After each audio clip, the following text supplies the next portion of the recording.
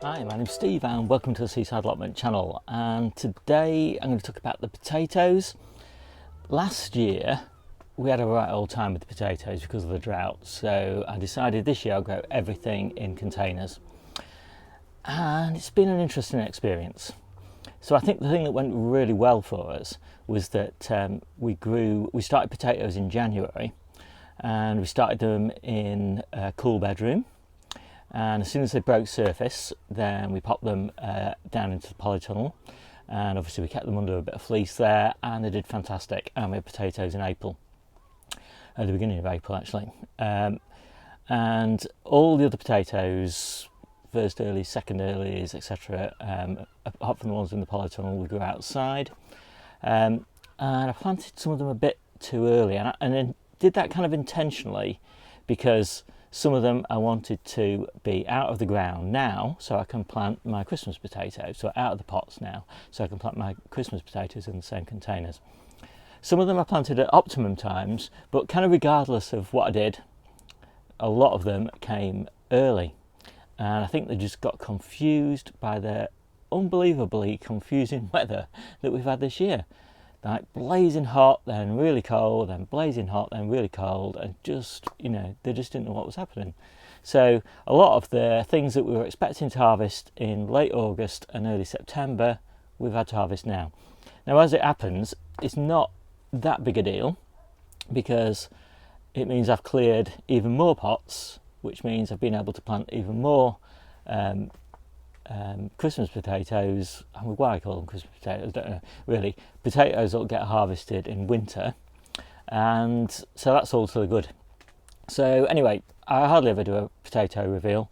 Anyway, no going into the reasons, but I hardly ever do them. But today I thought, yeah, I'll do them just because it's quite interesting, because I'm harvesting stuff that really I wouldn't have expected to harvest for 3 or 4 weeks' time. So you can see the impact on the yield, which is a little bit low, but the quality is pretty good.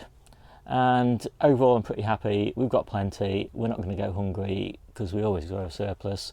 And hopefully we'll have a surplus available for Jenny and Tess. So anyway, let's have a look at the reveal, and I'll come back in a minute. So this is how we did the potatoes this year. So all of these at the front are the second batch of Charlotte potatoes. So we've had a really nice harvest of all of those. On the allotment, we've had a huge harvest of super early potatoes from April all the way through April and May. And then we switched over to the ones that were on the patio. They were harvested. These were all replanted and grown nicely.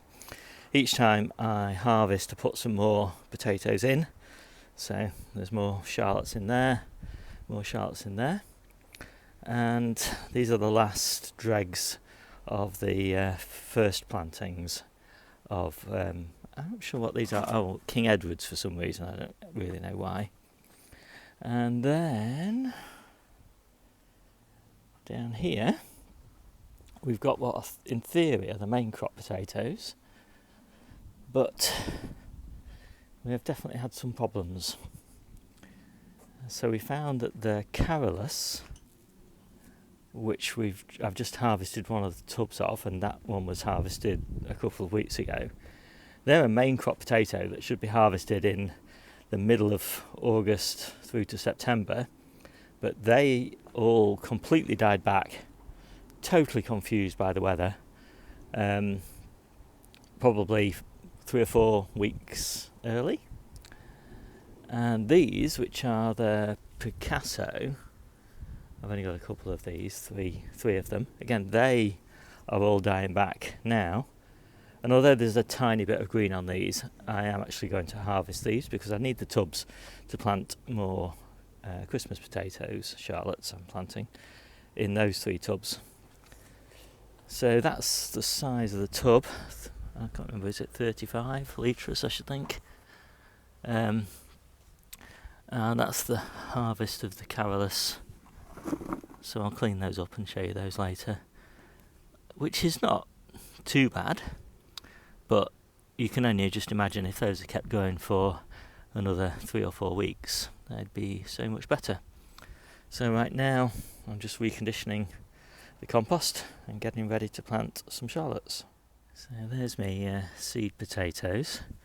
So I'm going to be planting 12 seed potatoes, that's 4 tubs here in the back garden.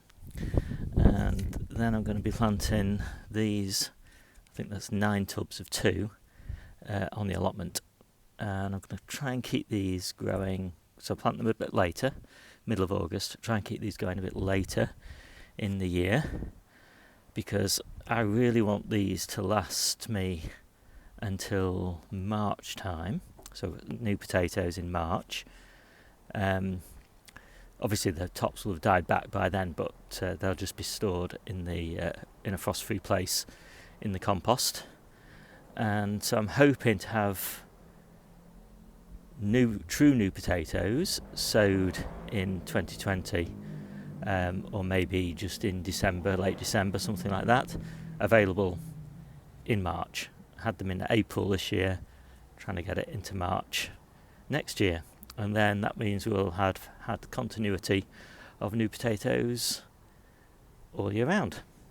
So all the potatoes that I've done this year, I've just planted at the bottom of the tub, and I've just filled the tub up to the top. So I've not done any of this earthing up palaver, and to be honest, that's one of the 3 reasons that I decided to grow in containers. First one is it's just so much easier to plant in here, no earthing up, and you get a fantastic yield by comparison with a ground area of that size. So you normally just get 1 tuber, of course, in that space, so you get 3 tubers, and you probably get twice, if not 3 times the yield for the same amount of space. So the second reason is that it frees up loads of space on the allotment, which I've used to grow all sorts of other much more interesting crops, high value crops, for me at least. And then the third reason is water. Last year we had such a terrible drought in the potato growing time, and here I've got this very substantial shed with a very large roof area and a nice large container here, and so for most of the year I've been able to provide abundant water supply to all of the potatoes. We've got them around here, and we had them all the way along here, and because they just sort of sit at the back in between the strawberry bed, which is here, and the main part of the patio, which is here, and obviously everything's just moved out at the moment, so I've got access. But we don't really lose any usable patio space. We've still got plenty. We mainly actually use that part in the corner there and that patio there. So it's basically free, underutilised space here. It's easy to water with rainwater rather than tap water. And yeah, it's worked pretty well. So I showed you this problem though, because we definitely had problems with things finishing early, but really that's no surprise when you've got such a cyclic, really cold, really hot, really cold, really hot sort of weather. It's not so good. Second problem is we've had blight, mainly actually on the Sarpomeras. So I think this is Sarpomera here. We've definitely had some blight on here, and you can see quite a lot of blight on these leaves here as well. So obviously not much you can do about blight. Very pleased that everything I planted was blight resistant.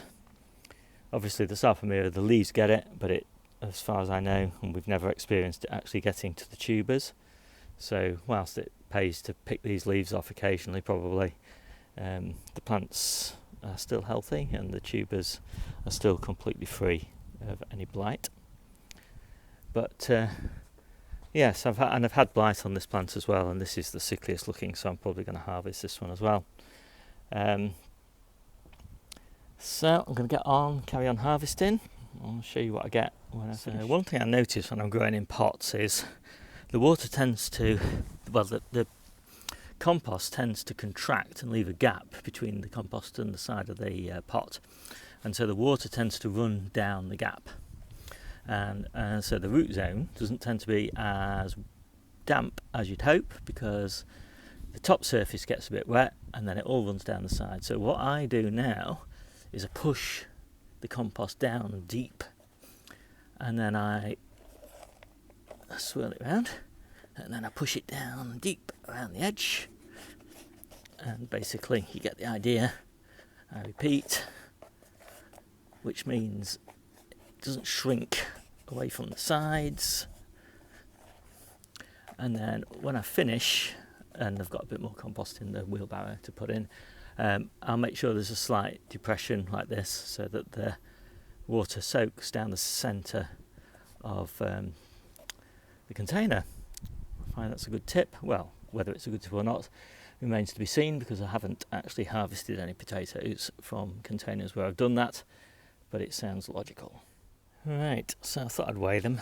I don't normally bother with this, but since I've harvested so many, these are the Picassos, and I did decide to harvest that very, very sick looking Sarpamira, and obviously they're all tiny because it's way too early, but they're actually lovely at this size, so it's not really that bad. We've got 12 more containers of main crop still to harvest, and we'll work out how many weeks worth of supply we've got from harvesting these 4 in a minute. So that's the first one, and the first container, and those are the Carolus, and so we've got 5.75 pounds 6 ounces, I guess, and each one of these lasts Debbie, I think it's about well over a week anyway, but let's say that's 3 weeks supply there. So somehow I managed to lose the footage of me weighing these potatoes, and I'm not going to faff around and do it again.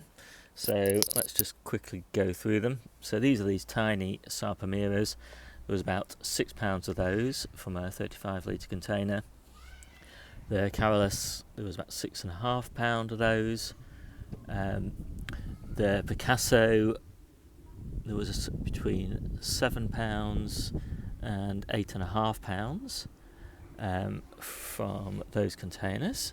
And as you can see, these are lovely baking potato sizes.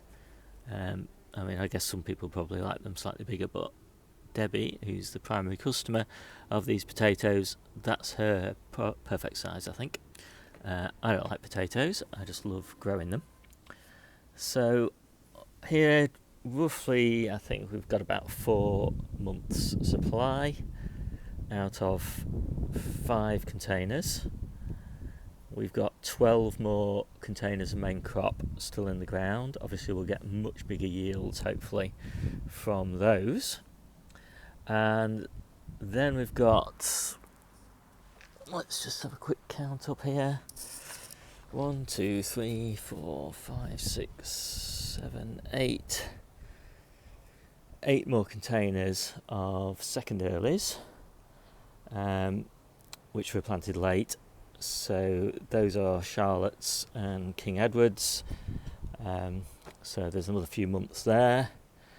And then we've got 1, 2, 3, and if we look down there, 4, 5, 6, 7, 8, 9 more containers of Christmas potatoes, 3 potatoes in each. And then we've got another 9 containers still to be planted on the allotment, which hopefully we'll be harvesting next year, January and February. And then hopefully we'll have more new potatoes, true new potatoes, planted in December and January, and harvested in March and April and May. So we have got plenty, which means we should have plenty for Jenny and Tessa to share in our abundance. So hope you enjoyed that quick video, and yeah, on balance I'm pretty happy. We're going to be fine. See you soon.